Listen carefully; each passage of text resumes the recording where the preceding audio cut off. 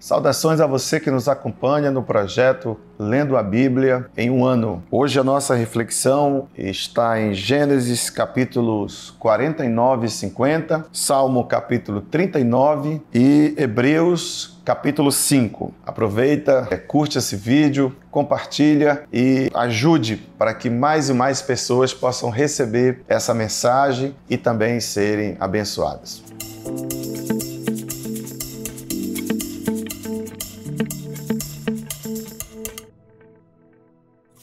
Gênesis capítulo 49 nos traz já a parte quase que terminando, o capítulo 49 e o capítulo 50 já são o encerramento do livro de Gênesis. E o capítulo 49 nos fala sobre a morte de Jacó. Na verdade, é um texto que tem muita instrução, muita poesia, são os conselhos, é o momento final em que Jacó está abençoando seus filhos, dando os últimos conselhos a eles, e ele também já está avançado em dias, já se preparando, já sabendo que a sua hora de partir, ela realmente está chegando. O versículo 1 de Gênesis 49 diz assim: Depois chamou Jacó a seus filhos e disse: Ajuntai-vos e anunciar-vos-ei o que há de acontecer nos derradeiros dias. Eram instruções para a família. E ele vai falando sobre a herança, a bênção sobre cada um dos seus filhos. E no versículo 33 de Gênesis 49 está escrito assim: Acabando, pois, Jacó de dar mandamentos a seus filhos, encolheu os pés na cama e expirou, e foi congregado ao seu povo. Então, esse é Gênesis 49. E aí o versículo 50 de Gênesis, que é o último versículo do livro de Gênesis, é exatamente a lamentação dos filhos. A lamentação dos filhos pela morte do patriarca, desse homem que foi tão importante dentro do processo que Deus estabeleceu para chegar até Cristo, separando um povo, separando uma família, cuidando da descendência, com promessas, zelando, e Jacó é um patriarca, é uma pessoa que serviu a Deus e foi muito importante nesse processo. Uma coisa interessante, um fato interessante em Gênesis capítulo 50, é que depois da morte de Jacó, os filhos dele, irmãos de José naturalmente, eles ficam preocupados se José se vingaria. Olha como é interessante, tem um texto em Provérbios que diz que o ímpio foge sem que ninguém o persegue, sem que ninguém o persiga. E passado tantos anos que todos os irmãos de José já estavam no Egito, abrigados por José, com consentimento de Faraó. José era governador do Egito. José já havia perdoado seus irmãos. Essa questão familiar já estava realmente, ao que tudo indica, resolvido. Mas agora, com a morte do patriarca, volta a culpa ao coração dos irmãos de José, pensando assim, no versículo 15 de Gênesis, capítulo 50. Vendo então os irmãos de José que seu pai já estava morto, disseram: Porventura nos aborrecerá Jacó e nos pagará certamente todo o mal que lhe fizemos. O que é uma consciência culpada, Mas José era realmente um homem diferenciado, e o texto, o versículo 19, diz o seguinte: E José lhes disse: Não temais, porque porventura estou eu no lugar de Deus? Então José não guardava mais isso. Talvez nunca guardou, ou pelo menos nós não temos assim explícito que José guardava vingança contra seus irmãos. E ele diz: eu não sou Deus, isso para mim está resolvido e acabou. E é bom quando nós somos assim, pessoas, como dizia o nosso querido pastor Roberto, quando nos pastoreou em Manaus, ele dizia que nós temos que ser como a costa de um pato, que cai a água, mas a água não molha e passa ali, é como se não tivesse caído água. Então, em relação às ofensas, nós devemos ter o nosso coração blindado, porque é nocivo, é destrutivo quando alguém guarda ofensa, guarda mágoa. E José deixa bem claro E aqui no versículo 20 ele diz, ainda de Gênesis 50, vós bem tentaste mal contra mim, porém Deus o tornou em bem, para fazer como se vê nesse dia, para conservar em vida a um grande povo. Versículo 21, agora, pois, não temais, eu vos sustentarei, a vós e a vossos meninos. Assim os consolou e falou segundo o coração deles. Que grandeza de caráter José manifesta nesse momento, né? Um exemplo para nós, e o capítulo termina com exatamente a morte de José. Agora tem uma mensagem interessante, uma parte interessante, que mostra como José estava conectado às profecias, e ele sabia da promessa da terra. E quando José está prestes a morrer, no versículo 25 de Gênesis capítulo 50, ele diz o seguinte, e José fez jurar aos filhos de Israel, dizendo, certamente vos visitará Deus e fareis transportar os meus ossos daqui. E morreu José da idade de 110 anos. José sabia que a nação que Deus tinha prometido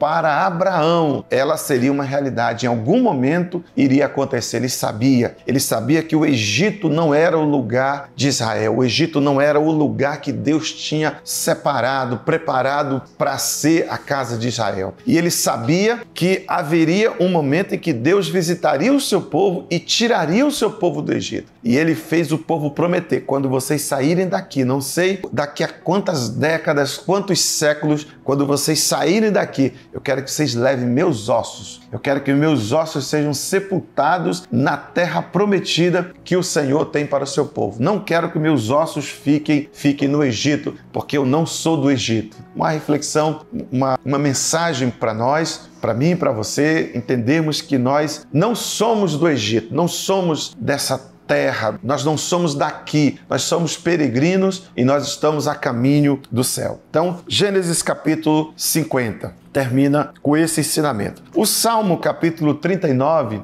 que é a outra mensagem bonita que nós temos na jornada lendo a Bíblia em um ano, o Salmo capítulo 39 é um salmo de Davi que tem 13 versículos. É uma mensagem interessante, você pode orar esse salmo, repetindo as palavras, trazendo essas palavras para a sua realidade, mas o Davi aqui, nesse salmo, ele traz uma reflexão sobre a brevidade da vida, né? A brevidade da vida, e que a vida passa rápido, que ele está de passagem aqui sobre essa terra, que daqui a pouco o Senhor mesmo vai procurá-lo nessa terra e não vai mais encontrá-lo, né? E ele termina o Salmo 39 no versículo 12 com a seguinte oração: ouve, Senhor, a minha oração, inclina os teus ouvidos ao meu clamor, não te cales perante as minhas lágrimas, porque sou para contigo como estranho e peregrino como todos os meus pais. Poupa-me, ele diz, poupa-me até que tome alento, antes que me vá e não seja mais. Então, esse é o Salmo capítulo 39. E a última parte da nossa reflexão, o outro texto, é exatamente Hebreus capítulo 5. Esse texto, ele também nos fala sobre o sacerdócio do Senhor Jesus Cristo. Pelos ensinamentos que nós temos, pela leitura que já foi feita, o sacerdote é a figura que faz a conexão, né? Ele tinha essa responsabilidade de fazer a conexão entre os homens e Deus, né? A Bíblia tem listado vários sacerdotes, tem também a figura do sumo sacerdote, que era esse líder, essa pessoa separada por Deus, de uma linhagem específica, que tinha uma consagração específica, né, para fazer essa conexão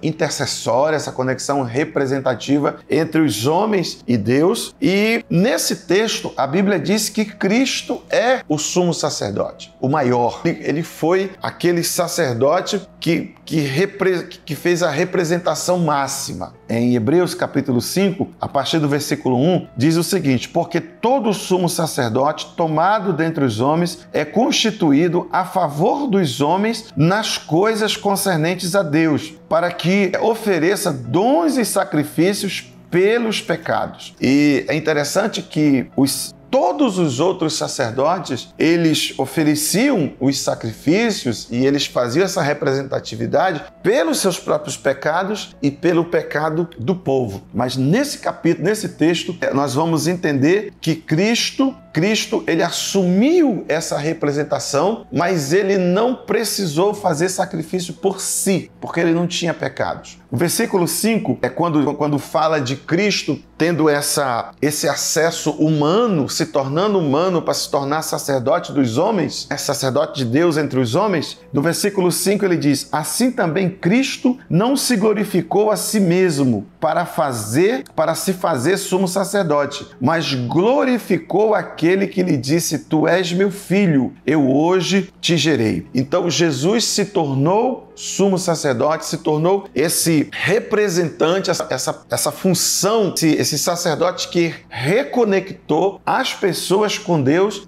de uma forma geral, de uma forma única, E o texto do versículo 8 diz, ainda que era filho, aprendeu obediência por aquilo que padeceu. E sendo ele consumado, veio ser a causa de eterna salvação para todos os que lhe obedecem, chamado por Deus sumo sacerdote segundo a ordem de Melquisedeque.